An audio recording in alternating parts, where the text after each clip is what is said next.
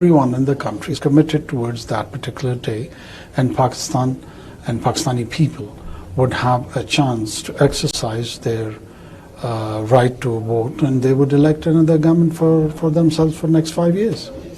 Prime Minister, as you'll appreciate, there is deep concern in Pakistan at the moment about the freeness and fairness of this upcoming election, particularly after the jailing of the former Prime Minister Imran Khan and most recently the banning of his party symbol. Can you address those concerns? Well, the fairness and the freeness are always subjective matters, and Pakistan is a transitional democracy, and in the whole of the region, and particularly in the South Asia, Eastern Europe to an extent, and a few other regions also. These transitional democracies, they do face domestic challenges. I'm not saying we are living in a settled, ideal democracy where all the standards, even on the Western Hemisphere, those standards are being questioned, and the quantum or what we call as a parameter for the fairness is questioned even in those countries where there are settled democracies. But yes, there are concerns, but we'll try that as much as we can to give a chance to the people so they can elect their future leadership in a very fair manner. I'm sure the people of Pakistan would agree, though, that they cannot necessarily be held to a different standard to an election in the West, for example. And as it stands, one of the country's most popular leaders in its history is in jail. The electoral symbol that he uses for his party has been changed, and the date of the election has been delayed. So how does that meet international standards for fairness? Well, he's not jailed for his political opinions. He's jailed for his alleged role in committing riots and encouraging arsons and encouraging his followers towards the disruptions. So these sort of behaviors are dealt with law even in the settled democracies. What happened when the people attacked on 4th of January, probably on Capitol Hill, and the kind of a judicial outcome was there where the people had to face the imprisonment and rest of the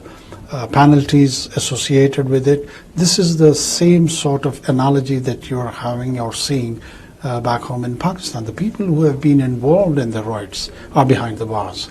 It's not that the innocent people have been picked up for their political opinion and they've been denied a political role or being part of the process.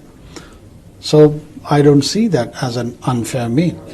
Khan says these charges are politically motivated to keep him off the ballot. That's fine. He has all the right to say that, but let the courts decide that. It's not for me or for media or for the public opinion to decide this question, whether that has happened, it has been framed or not. So the courts are there to address all these questions. Critics also say this is likely the most rigged election in Pakistan's history. So why should we trust you? Oh, well, first, they said we're not going to have elections. Now, when we are having an election, they're saying, oh, it's one of the most rigged election in the history.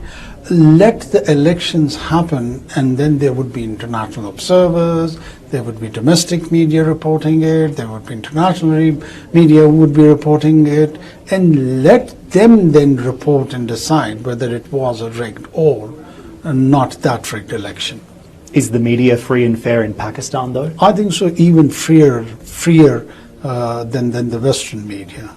If you do the comparison, the Western media probably is under more stricter regulations than the media in Pakistan. I wanted to ask you about the economic outcomes as well. The World Bank has warned that the uncertainty surrounding the elections in Pakistan may hamper foreign investment or even put your IMF funding package at risk. Do you accept that there is significant economic uncertainty stemming from the uncertainty surrounding the elections? I don't know from where this assessment is coming, but on From the World 11th, Bank. But on 11th of January, the IMF board has approved our second tranche, and all those speculation regarding the elections have been addressed. Everyone is certain about the election date on 8th of February.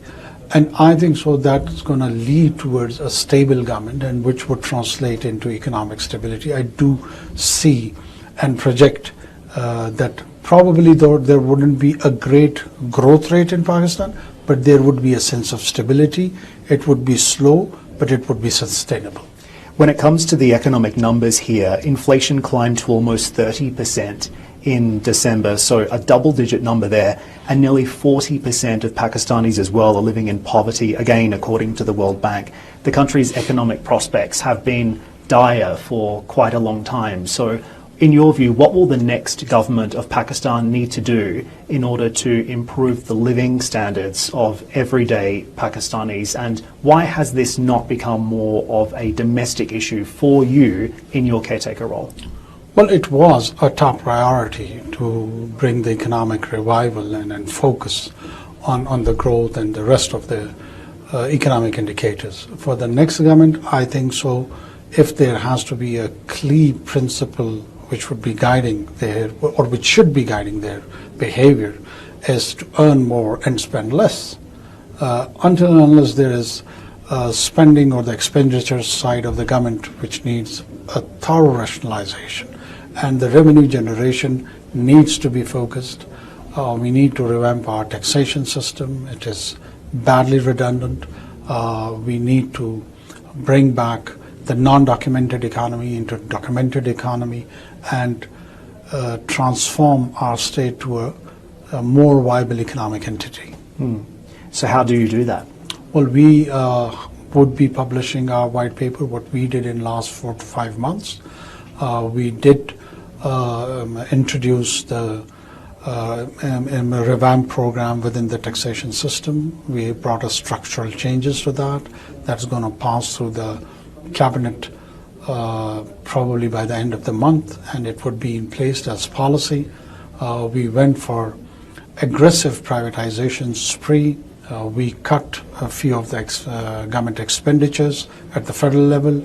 We are trying to talk to the provinces also, so they can also rationalize their spending. So there were many areas in which the caretaker government did focus and did deliver. On the issue of foreign policy and security, and in particular domestic security, Pakistan has seen a very sharp rise in terrorist suicide attacks. You have said recently that that was because of the Taliban's return to power in Afghanistan after the US withdrawal in 2021. Do you blame the Biden administration for that? No, I do not blame anyone for anything. It is the situation and the circumstance in which we are living.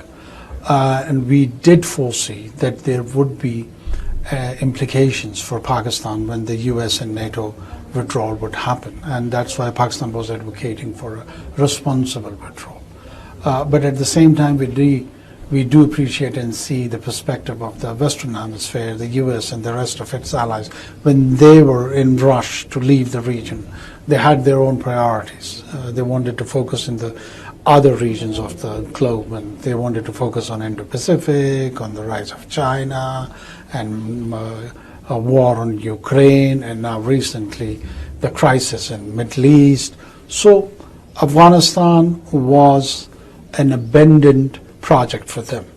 But for us, it had a real-time tangible implications, and particularly the gadgets which were given to the Afghan Republic Army, and which unfortunately were sold into the black market, has been transferred to all these non-state actors, and they are challenging it within our region. And my prediction is that it will have implications for the larger Middle East also. Can you expand on what those implications may be? Well, they would be selling it to the all non-actors who are present here in the region, in the black market for the money, until and unless there is no broad-based policy to discourage all such non-state actors wherever they exist as illegitimate, and their activities, be it economic activity or their other enterprises, should be eliminated or curtailed at best. Is the region doing enough to respond to those security concerns that you're outlining? And if not, what would you like to see? I think so. At the moment, we are on our own and we are responding to that challenge. There is a requirement of a regional approach to focus on this challenge, because it would not just limit itself to Pakistan. It will have a spillover effect to Central Asia, maybe to other parts of the region, larger Middle East. So even at a global level, I feel the strengthening of the structural level, institutional level of Pakistani state is very much required. We need to enhance the capacity of counterterrorism. We need to encourage that Pakistan can become a viable economic entity and a viable democracy at the same time, both. If the politics of Pakistan is more focused and its economy is divorced, probably both of the ideas wouldn't be able to sustain in a coalesced manner. The answer in Pakistan from a domestic perspective to address this security concern has been to deport Afghan refugees. Why do you believe that makes Pakistan safer? Well, the idea did not revolve thoroughly around the security challenge. The idea was around the Westphalian state, any state which has the sovereign right to send back or legalize, for that matter, the illegal aliens who are residing in its territory. So this was the same kind of a challenge which Pakistan was facing. And there were people for the last 4 or 5 decades, and few of them, no doubt, were engaged with our terrorism challenge, with our crime challenge, with our organized crime challenge, and other social evils, but not all of them. And sorry to interrupt you there, Prime Minister, because the question that is being asked here on the ground and around the world is, where do those people go? Where do these people gone? The Afghan people, where do they go? Well, they have to go back to their home. They have a home. Doesn't that exacerbate the security challenge in the region, though? Well, primarily we are responsible for the security of the population of Pakistanis. The region's responsibility comes at a later stage.